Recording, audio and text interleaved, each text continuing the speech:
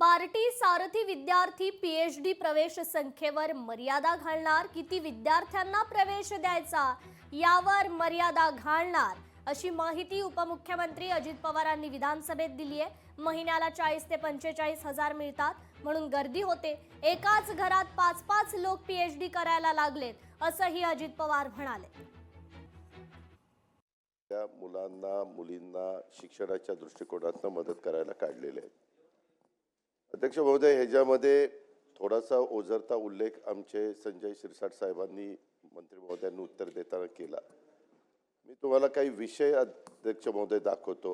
असे काही विषय निवडले गेलेले आहेत, कुठल्या मुलांना द्यायचं। काही ठिकाणी एकाच परिवारातले 42-45 हजार रुपये मिळतात म्हणल्यानंतर 5-5 लोक पीएचडी करायला लागलेत एका फॅमिलीतले।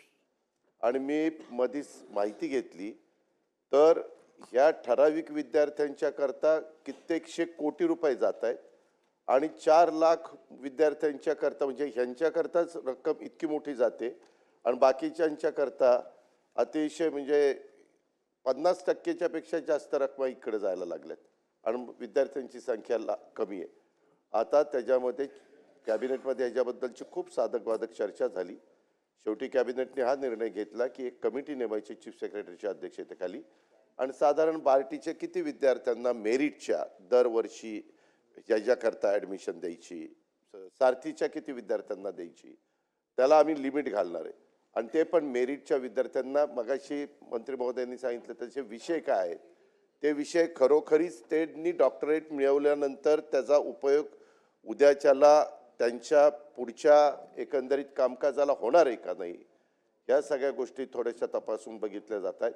माग तर एकाच घरात 5-5 लोक पीएचडी करू लागलेत असं मत अजित पवारांनी व्यक्त केलंय। दरम्यान यावर मुख्यमंत्री देवेंद्र फडणवीस यांनी देखील प्रतिक्रिया दिलेली आहे, पाहूयात।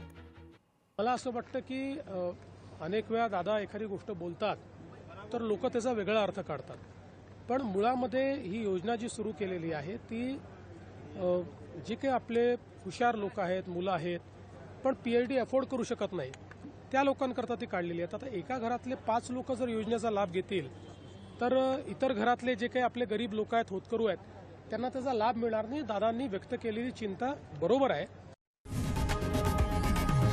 लोकशाही मराठी ऐका, पहा, जागरूक रहा।